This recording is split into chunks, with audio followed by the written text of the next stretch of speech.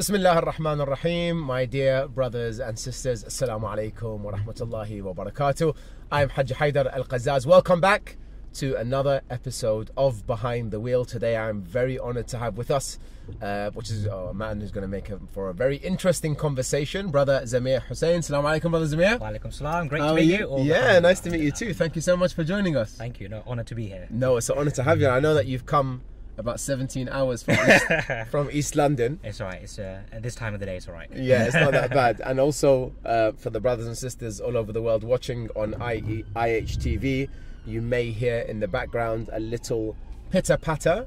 Inshallah khair. So I guess what I like to start with all of my guests is just to think about growing up, because I think, you know, a big part of who we are as adults is the experiences we had as children as well, right? So what was Zameer Hussain's life like growing up in I presume in East London, but you could tell me different. Yeah, no, I was born in like South London, living with my grandparents, my dad's side, but at a young age we moved to East London. You're from Pakistan? So originally we're from Pakistan, but I was born here. So yeah, East London, very interesting area, very, very multicultural. I think my parents wanted to move there because they wanted to have like-minded people. There was a big Pakistani Indian community in East London, so that was a big thing for them, because I think for my parents, being connected to your culture is quite important. Yeah, they separate religion and culture, but being culturally aware is very, very important. That's interesting. So East London was a very, very multi-ethnic city, but it's one of the part of the city. But where I lived, your next door neighbour would be Muslim. A lot of people in the street would be Muslim, so you'd feel, I think for my parents, feel safe there. Yeah. Type of people you could leave your house keys with them in an emergency. They're not like first generation UK. They moved over. They're from second Pakistan, generation. Yeah, right? exactly. Yeah, exactly. They moved from Pakistan. My dad moved in the 60s. My mum moved in when she got married. Yeah. So yeah, but my dad grew up here as a teenager as well. So he knows. Nice. So yeah, growing up, I had a very traditional, like a Pakistani upbringing in terms of my parents taught me how to pray, what to do, right from wrong. Yeah. I think one thing that sticks out that I credit my parents with is like these car journeys, for example. Right. It was never quiet. There'd always be anecdotes they're telling me about the life of Imam Ali. Oh, that's amazing. Whoever, any of the... So that's interesting. So for any parents at home who are thinking, what do I do on a school run? That's a really interesting You know what point, it is? Actually. In the world we live in now, even at the dinner table, the phone's out, right? Everyone's doing this or eating in front of the TV. I think my parents really invested in dinner time conversation, car time conversation. I was always anecdotes though, stories about the lives of the Imam, peace be upon them. Is there a specific... There may not be, but is there a specific story that you were told when you're young that stuck with you for any particular reason? Is there one that you recollect when you think back now? I can't think of what. I mean, the stereotypical answer is that I think all young Shia connect with Ashura. Like that's always the one you connect with the most. So that, and even like sitting in the car, my dad would always have on the cassette players at the time, either Majlis is on or Noha's on, Latmiya's on. So part of the upbringing is just, sound is very important. Yeah. One thinker said Shiaism is not just a religion, it's a sound. You have to hear it. So if you think about it as well, Shiaism is a sound. Yeah, no doubt. So much, the audio part of it is very important. So I think when you have that as part of your upbringing, from our du'as, everything, to our masiyas, to our nohas, absolutely. So that was a big part of it. And then growing up, my parents sent me to madrasa every Sunday. Yes. I'm the oldest child, so I've got a brother and sister. How many? I've got one brother, one sister. Okay, what was the dynamic like of being the older child? I was the oldest child, and obviously I got the most respect, obviously. Yes. And they'll be happy if you're listening to this, bro and sis. This is not me. They would admit as well, to be honest. But there's a bit of an age gap between me and then the second and third. So my brother and sister are closer to each other because they grew up in the same kind of era, right? Whereas I was 3 years before them. Okay, but still close to them both, and still am, and it's all good. So yeah, that was they sent us to madrasa, and they knew, like, my parents, I think, idea was that we give them good grounding at home, but the fiqh and that kind of stuff they can learn in a madrasa with a qualified scholar, and we can ask questions like that as well. Yeah. So that madrasa is like. Is that like, because obviously you're from the Pakistani community, but I know that's synonymous with the Khoja world. Is that also like a Pakistani thing to have? Or? Yeah, I think when I'm at madrasa, we're talking about in the 2000s. That's when Yes. madrasas were quite new. Yes. So it was a bit of a madrasa that was a bit like off the cuff. Like there's no curriculum as such. Like the teacher teaches you whatever they feel like on the day. Yeah. But there was a scholar there who you could talk and to always about. always religious content. Always religious content. You know, we'd have the Quran class, we'd have the fiqh class, history class, theology class. That was divided, but it was all like community people doing it, rather than like qualified teachers. But it was good because they felt like normal to you. And alhamdulillah, you know, the community, the resident Maulana was really good with us. He was Pakistani himself, but like he was the type that you can ask him anything, and you know, like the questions you ask about when you grow up and go through certain parts of your life, my parents kind of avoided that because he could do all that kind of stuff. And stuff, which is very important. It's not an easy thing to do as a parent, as a father of 3 children. Yeah, exactly. You know, so that was good. Like, so my parents' focus was like you get good education in school, Islamic education in that part, and then the two combined together, and hopefully the upbringing is good. So credit to, like, I always credit my parents with my upbringing. That was what we all should do. What was the dynamic like in terms of mum and dad? Was like, you know, because again I've had some interesting conversations in terms of being the disciplinarian. Was that dad who took more, or was like the friend role, or what kind of like what was the dynamic like for you as you were growing up? It was interesting because I think my parents, because I was the first child, I was a bit of like the experiment to see what works. So it was a good outcome. They done all right. Like. So they tried the discipline, but I think one thing I credit like my parents for, like I could see, you know, that theory we've got in Islam about 777. Yes. So 7 years, like spoiling, something I 7 tried years to do. discipline, 7 years being a friend. I could genuinely see my parents doing that when I reflect on it now. Wow. Like as an adult. Yeah, as a young child, I got whatever I wanted. I got the love. I remember teenage years as much about discipline, but still like being fair. I never had like conflict with my parents, stuff like that. I never had like that. And I realized when I went to uni, like how my parents treat me like a friend. Yeah. And like in retrospect, you're like, oh my god, they actually did it, and like it made sense, That's and I amazing. could notice it at the time. So I think it does work, and I think there's a lot of nuance to it. Times change as well. You got to think about these things. And actually, so that hadith is from Imam Ali, but he's also got another hadith that says that like you shouldn't raise generations in the same way because time changes. So exactly. I think, you know, even like speaking to my dad, he says that when he advises other. I think, you know, alhamdulillah, a lot of we're older, I mean my brother and sister, but a lot of like parents who are younger now, they do go to my parents and say like, how did you raise your kids? Wow. To see as an example. That's a credit to them. Credit to them. Well and done, my dad always says that to them. He goes, look, I can tell you what I did, but it might not be the same today because things are changing. So my parents were very, very aware of this, of the environment they're in, and you know, the community. So like, you know, I can only give credit to them. And you don't realize at the time. Of course, it's one of these things that you know, as you grow, you realize how grateful you are for it. Alhamdulillah.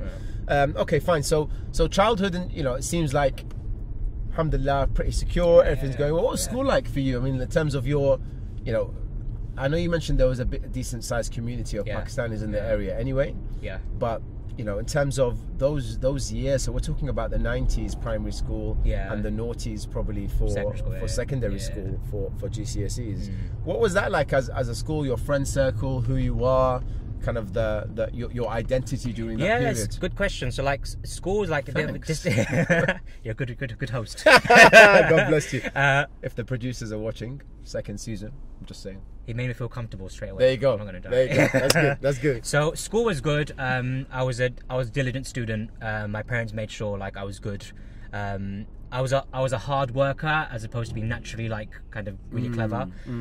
But school, I had a good time. I had good friends, different type of friends, different races, different kind of people. Yeah. But I do remember, like you kind of bring up, like, you know, talking about Shia identity. I think what was good about my parents as well was like, I think a lot of Shias do this. Like, they make sure you know you're Shia. Yes. You're not just a Muslim. Yes. You're Shia. Yes. It's part of your heritage, part of your tradition, and we do things a certain way. I mean, so, that very interestingly could be the reason why you achieved what you achieved later on, which we're obviously going to talk about later. But possibly, because we were talking about earlier, like off air, about anything in childhood. But I remember, like, you probably know this as well. If you're a Muslim student in school in England, you might have a decent sized population of Muslims in that school. You're going to be the only Shia. Probably. I mean, I was very fortunate. I had a group. There was 3 of us. And we stuck. That's a lot. It's 3 more than you. But we used to stick together like everywhere. Like I wouldn't chill with anyone else, which was very lucky. No, I never had that. So like, it was. How did you differentiate between because it seems like, mashallah, and you know, we'll talk about this later, but I know your mother, mashallah, is heavily involved in the community now. And I know that, obviously, your father said, you know, you mentioned that your father would always prominently play and talk about Shia points. I presume you spent Ramadans, Muharrams, Sha'bans in the Husseiniya as well. You went to a madrasa. So from one side, you have a very Shia persona. And from another side, you're the only Shia. How did you kind of differentiate roles? Again, I'm only thinking about it now because you're asking me. But like, I think when I was in school, I was probably hiding it. Because, you know, as a Shia, you know, people say things about you like that aren't true. And I remember at some point, I think maybe it was in year 10 or something. And again, all my friends were good to me and stuff like that. But I remember it kind of, I think I took a day off for Ashura, which I used to do every year if it was a school day. And then when I went back to school the next day, I can't, again, I'm trying to piece together what happened, but like someone asked me, like, well, were you off yesterday? Were you ill or something? And I said, no, it was like a religious commemoration. Like, what's that? Like, we're Muslim, we don't know that. I said, oh, Ashura, you know, when the Prophet Muhammad, peace be upon him, his grandson was killed. That's when they kind of clocked that I was a Shia. I remember like then the day after that, there were rumors going around the school that Zameer cuts himself. Oh wow! People ask me, I heard you cut yourself yesterday. Like, what's going on? Crazy. So that's when I realized, oh, that's not an easy thing. It's not to nice. Deal No. And year 10 as so well. I think that made me close a bit more. Like, all right, I'm gonna close that a bit more. I'm gonna talk about that. Right. So that was when we talk about it was, I don't know if it's trauma, but like that was something that stuck, you know. Yeah, I mean it's not an easy thing to deal with. I mean, also we were talking about when you look at, and we'll mention this a little bit later, obviously as well, but you know, even the textbooks that would teach you about Islam, you know, the reference to Shia, what would it be? Well, you know, you talk about it, you know, the curriculum, we'll talk about it in a bit, but like in the UK, for people that don't know, there's a subject called RE, which is religious education. Everyone has to learn it till the age of 18. And it's not Christian education, it is learning about different religions, worldviews, atheism, philosophy, literally ethics. Buddhism, Hinduism, everything. It's developed along, it used to be Christianity only in the 80s. It's changed a lot. But I remember, if you learned about Islam, it was Orthodox Sunni Islam, but any mention of Shia Islam, it was literally a textbook page, corner, a picture of a man with a bloody back. That was Shiaism. So even if you're not a Muslim and you read that part of the page, you're going to think that's Shia. So that, you know, when we think about the future and the path that I went down, a lot of it was about, right, I need to correct a lot of things about the way we're taught about, because there's a lot of misconceptions anyway within the Muslim community. Now you've got outside as well. So I think that was maybe a subliminal thing in the back of my mind. Maybe. That had driven me. So the journey, high school, you went to college and uni and stuff like that. What did you study at university? So at university, so again, like, I remember I did philosophy at university, straight philosophy. That's deep. Now, something stuck with me once. I can't remember who said it to me. Someone, I think I was in Iran actually. Okay. And I was in Iran for a ziyarah trip, and someone there kind of asked us all, tell me why you want to study whatever you want to study. And we always do the typical answer to get a job, right? That's why we get a degree. And he goes, it's wrong. He goes, knowledge is valuable in itself. It's sacred in itself. Why is knowledge a means to an end? Knowledge should be knowledge forever. So I went to do law to begin with. When I thought about these kind of things, I thought, actually, let me study something I enjoy that might be good for my brain, without a job in mind. So I did philosophy because I loved RE in school. Very mature I was good at it. To have at 18. And my parents supported me because they were like, the first a bit like, we can do with that. But then when I told them I justified it, look, I want to do something I enjoy for 3 years. If I'm going to pay this much money to get a degree, let's do something I'm going to wake up in the morning and enjoy. So I did philosophy and I loved it. It was the best degree ever. I learned every lecture I enjoyed. It wasn't Islamic philosophy. It was just philosophy. I think the majority of people's experience at university is more like mine, which is, I was just waiting for it to finish. To be totally honest. I loved, and this is linking to school then. I went to Essex University, which is in Colchester, very, very, outside of London. We could say a very white area. When you would say, the university was very, very multicultural. I remember there's no ABSOC. So let's make that clear. There's no ABSOC. There was an ISOC. So Ahlul Bayt or ABSOC is the Ahlul Bayt Society for the brothers and sisters that are not from the UK. And that was, I think it was about the 80s when the first one was created. But it's basically a movement where they create a student body so they can arrange programs for the Shia community who are part of the university. So for example, Muharram Majalis sometimes, or Da'a Kumans on a Thursday, or they do a Friday Da'a Nudba, etc. Different Salat al-Jum'ah, just so they differentiate the Ja'fari school, basically. Exactly. So I remember, so there wasn't one of those. There wasn't one, and I know you yeah. see you hear about app socks all the time, don't you? And Yeah, they're wicked. And in the UK, I think they're really good. And I never got to have that experience. There was iSock, and I could tell by the way people were in the prayer room. They're wearing the iSock you want to join. Yeah. Put it that way. Yeah. And I remember this is one of the biggest. I'm gonna call it a miracle that happened there. It was 2010, and it was a time where Muharram was during term time. Right. So I couldn't go home for Muharram. Right. I couldn't go to Majlis. You had to stay where you were. Had to stay where you were. Right. There's no. And there's this is no way before the days, by the way, of online majalis. Just starting. But yeah. literally hard to find. Like, Yeah. It was. Yeah. You take it for granted now, but it weren't there. Yeah. And I remember that was like the first time in my life I've got no Muharram. Wow. And I was really, really upset about it. And like my parents were like, just come for a weekend. You know, you could take some time off. I was like, I think it was like exam time then as well, something like that. It was like December time. Right. And I remember this was a miracle. Like, it was a evening in university. I finished like a 5 p.m. lecture, and it was prayer time because it was winter time. So prayer was early. So I had my turba with me, and I thought, shall I go to my dorm and pray, or shall I pray in the prayer room just on time now? Usually I go home because I don't want to have people's eyes on you when you pray at the turba. Of course. I thought, let me just pray in the prayer room. Yeah, they're quite aggressive. Yeah, it can be. Yeah. I had no like. You could feel the eyes though. Put it that way. Yeah. So anyway, I thought, let me go to the prayer room. Went to the prayer room, Maghrib. I put the turba down, started praying, and you know you pray quick because you don't want people to see you. And I remember, corner of my eye, a guy stood next to me, and a turba goes next to me. Wow. And my heart started beating. Wow. Then I finished Maghrib first, did my Isha, and the guy, I didn't look at him. The guy finished as well, and I stayed there for a bit because I wanted to talk to him. I looked at him. It was a man who I think worked at the university in the IT department. So he said, "Come with me," and we walked out, put our shoes on, and he goes, "You're Shia?" I said, "Yeah." He goes, "I do majlis in my house. And I want to invite you because there's no one here." Give me goosebumps. Mashallah. I was like, seriously? He goes, we don't have a reciter. We just watch. We get tape. Wow. And we watch it. And you want to come? I said, okay. I said, whereabouts do you live? And he told me an address that was quite far. He goes, no, I'm going to pick you up every night. Wow. So every night, Iranian man, he'd pick me up from university, take me to his house. We'd watch a majlis on TV. That's amazing. He recited Zaat Ashura. He would then play on a CD or a tape, Iranian Latmiya. We do march together. Like 3 or 4 of us. That's amazing, man. His wife would then give us the full food. She'd give me takeaway to go every night to Ashura.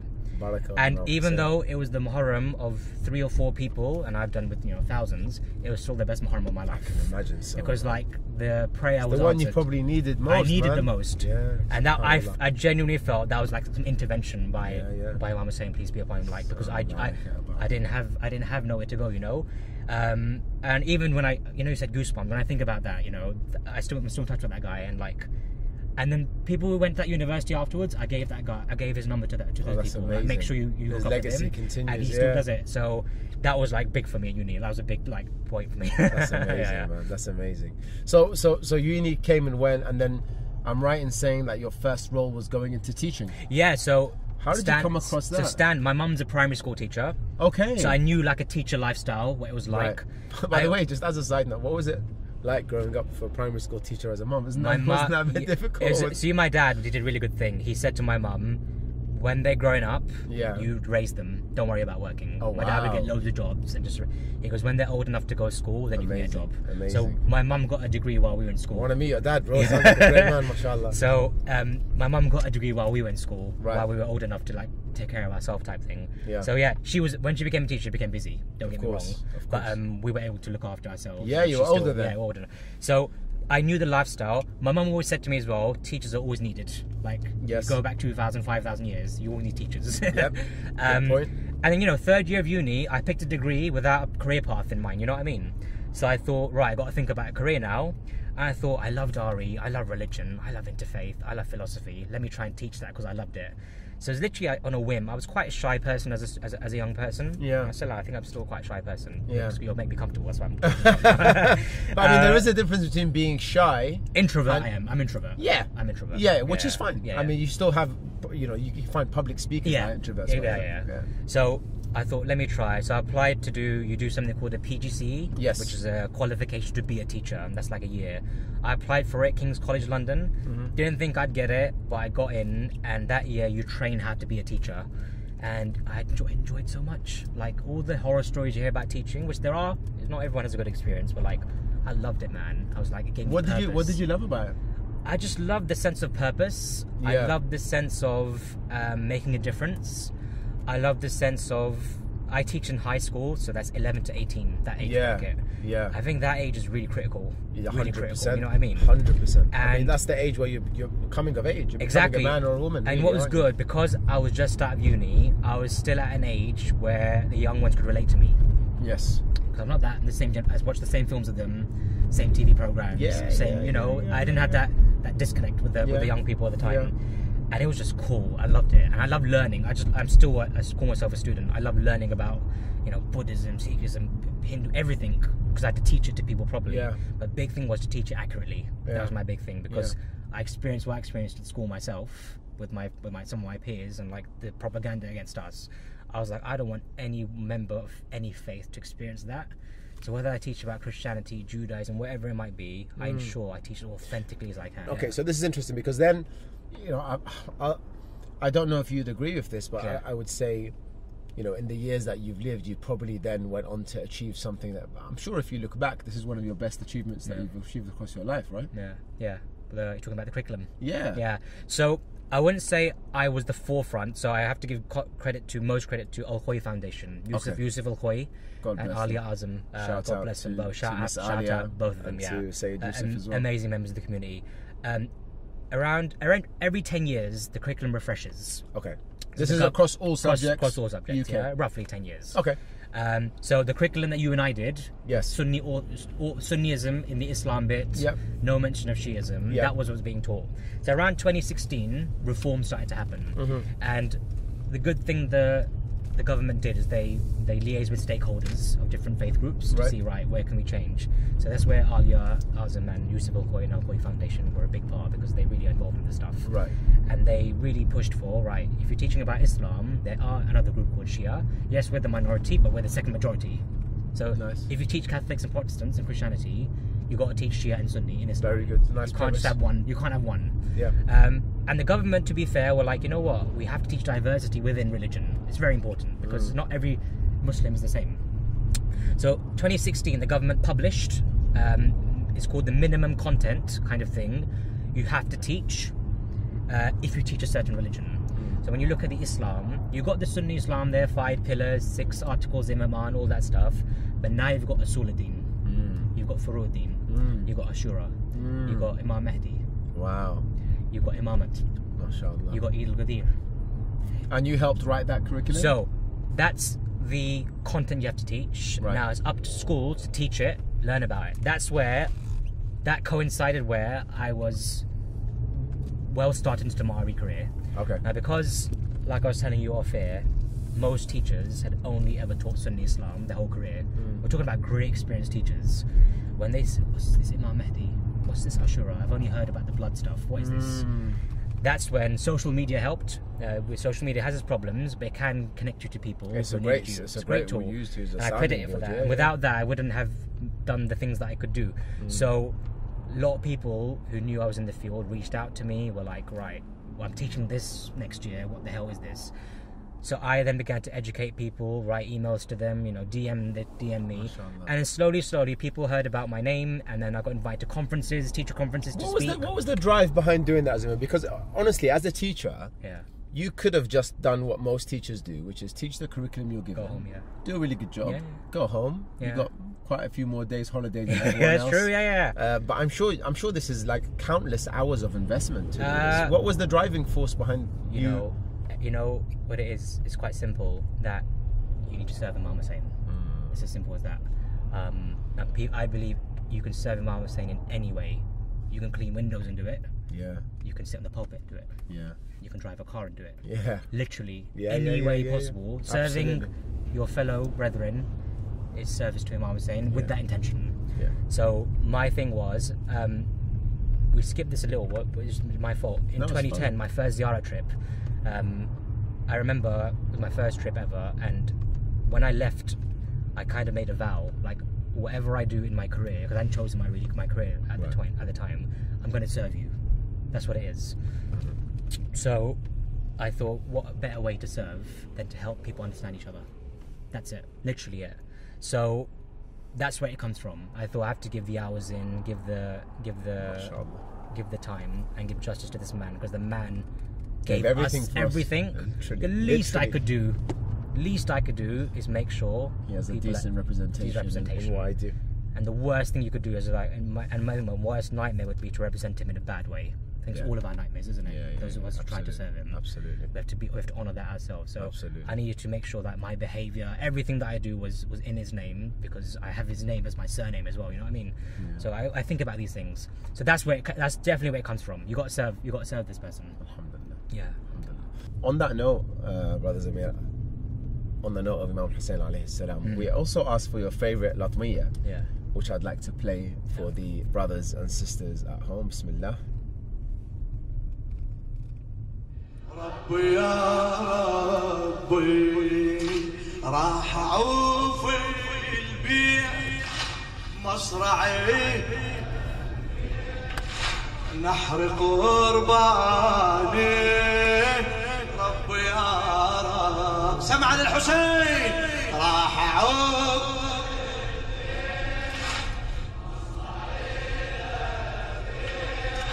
I'll forward a little bit as well, actually.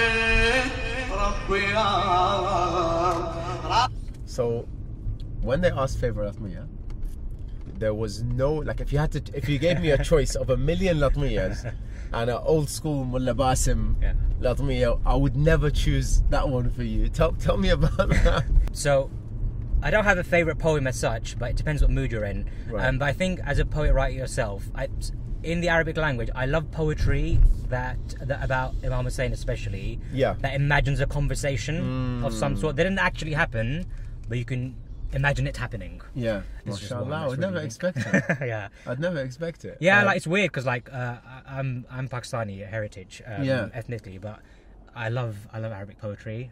I pick up words and I've listened to it for most of my life now, and yeah, I just love it. Yeah, I mean some of the poetry nowadays incorporates multiple languages. I know we're going from a latmiya straight to... That's Shiaism, isn't it? Straight to a mawlid, but that's how it is, man. I mean, literally, we have like one day farha, the next day we're crying. It's a microcosm. It is of literally life in like a week sometimes. So this is one of your favourite mawlids. Yes. That is Basim al-Karbala'i. Ya Ali Madad. It is Basim, isn't it? Yeah.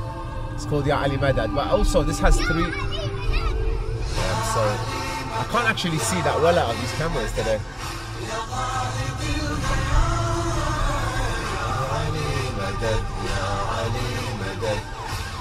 And also, there's a part of this, if I'm not mistaken, let me see if this has gone well enough, that's in Urdu. Yes.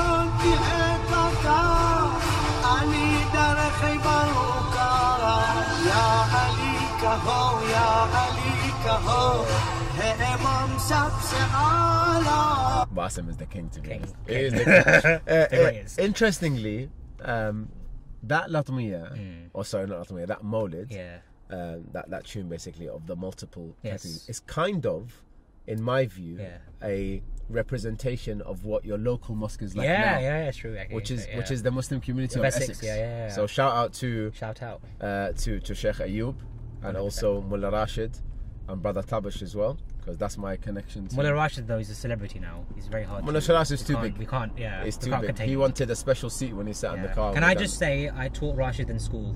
What, you were his teacher? I was his teacher. No way. So everything he knows. What was Rashid? Well, everything he knows in RE, basically.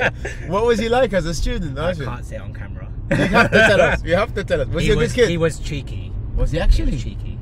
But his dad always told me to keep an eye on him. He was cheeky but lovable. So all teachers loved him. Literally. But you had to send him out a few times and have a word with him. But alhamdulillah, what a credit to our community. He's matured so much. I've known him since he was tiny. That's amazing. He's a family friend as well, but like, I love him. I'm so proud of him. Also something you're taking not just in the local community, but something you're taking to your work as well. So you're very big on interfaith. Yeah. So I hear that term being coined around quite a lot.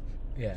And if I'm being completely frank, I don't actually know what we mean by kind of what is interfaith work. Do you want to just give a brief introduction for us? I think in its most simple form, interfaith is to have dialogue with people of a different worldview to you. So it's not about holding hands and saying we agree on everything. It's about understanding differences more, I would say.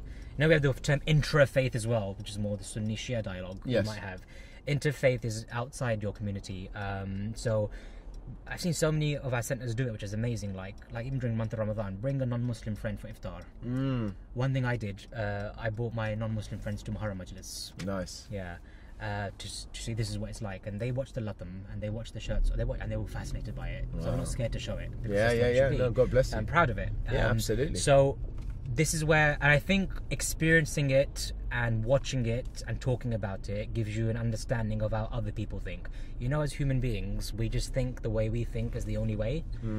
It's a very dangerous way of thinking. If we actually understand how other people look at the world, we might realise that actually our worldview is not the same as someone else's. Or even two Shia, even you and I might have the same theology, same faith and all that kind of stuff, but we're two different people. Our worldview is still different, because what you've experienced in your life and what I've experienced in my life is different. Yeah, absolutely. The way you see something and I see something might be the same thing, but it could be very, very different. And branching that bigger, because at the end of the day, we want everyone to respect each other. That's an ideal world for us. What Imam was saying, peace be upon him, wanted, what Ali wanted, peace be upon him. We want good morality, brother in faith, equal in humanity. Yeah, and that's what the Prophet's message was about. And to me, that's not something morality. You just write on paper. It's an action, and part of the action is you having the dialogue with people to have this ethos. It's not good enough just to read about it. That's a good starting point, don't get me wrong, but that fear we have sometimes of speaking to another person of a different worldview, because it might challenge us or it might make us think differently, or because we think they think a certain thing, is really dangerous. And I think that's where some of the problems in the world start when it comes to religious conflict. So once we humanize these things and understand that, look, I, someone who is Jewish, Christian, whoever, all of us are trying to be the best possible people we can, trying to find the truth where we can and being sincere about it. Most people would be doing this. If we understand we're on the same journey but on a different path, I think it breaks down a lot of things. So for me, it's very important. It's like, it kind of drives me a bit, and I think that phrase of Imam Ali is that to Malik al-Ashtar, it's really like my ethos, and it's not just a statement to me, it's something I want to live and breathe. And like, it's something like, you know, you want to put on your tomb. If something's on my tombstone, that's on my tombstone, because I want to act that out. Inshallah. What's the goal? What to what end? So you want to act it out. What do you want to achieve? The end is, I want, you know, Imam Hussain, he, peace be upon him, he shook the world. What he did was reverberating in the whole world, the whole universe, forever. What we can do as human beings is at least impact the people in our field or in our realm. So what I want is that anyone who worked with me, came across me, or was in my field or interacted with me, when they remember me that I was a person that helped them understand other people. Because that is that lasts forever. It's sadqa jariyah. Because knowledge is a sadqa jariyah, isn't it? It's one of the biggest ones you can have. And it's a tree that grows forever almost, because it might pass into one generation, it can go again and again. So the moment I am able to play a small part in creating a decent human being who understands their fellow member of society, that is something I take to my grave, and something I can show to God, that hopefully this little thing I've done for you, in the name of Imam Hussein, I would like, this is all I can give you, if you accept. God bless you. Habibi Haji Zameer, it's been lovely to speak to you. Likewise. We're literally around the corner. We're just going to park up. That's right. And then one thing you don't know is that every guest that comes on has a quick fire round of questions. So there's 10 questions, and what we want you to do is just be completely honest with them, and there's no skipping on any questions either. And we'll just take it from there, inshallah. Okay, Brother Zameer, thank you so much for today, by the way, first and foremost. Really, really appreciate it. Fantastic conversation. Privilege. God bless you. Inshallah, we're going to go for the quick fire questions. So we'll start with an easy one. As a Pakistani, football or cricket? Football. Straight in. What team? Liverpool. Liverpool. I don't like cricket. Boring. I'm sorry for the Liverpool, but it's okay. What was the title of the last book that you read? Angels Hastening by Christopher Clohessy.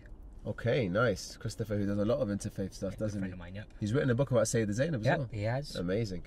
Okay, samosas or sikh kebab? Oh, samosas. Yeah. Fat bit sikh kebab. I'm not sure about that one. What's the best advice you've ever received? Whatever you do, do it to the best of your ability and with good intention. Nice. Yeah. Okay. What is your biggest regret? My biggest regret is not studying theology. I did philosophy, which I loved, but I didn't know theology was a thing. I just studied theology. Oh, nice. Okay. Still time? Still time, yeah. If you were not a teacher now, I know your next role is not exactly teaching, but if you weren't in the field of education, what would you be doing right now? Something to do with writing. I've written a lot in my career anyway, but something to do with writing, any kind of writing. MashaAllah. Yeah. I think I know the answer to the next one, but favourite quote? Brother in faith, equal in humanity. MashaAllah. And the last one is a difficult one that you could probably write a thesis about, but in one sentence, what is the meaning of life? The meaning of life is to serve the man who gave his life for everything. Imam Hussein. God bless you. And you. being on Imam Hussein TV, what a lovely way to end the interview. Habibi Zameer, really appreciate it. No, it's an absolute pleasure.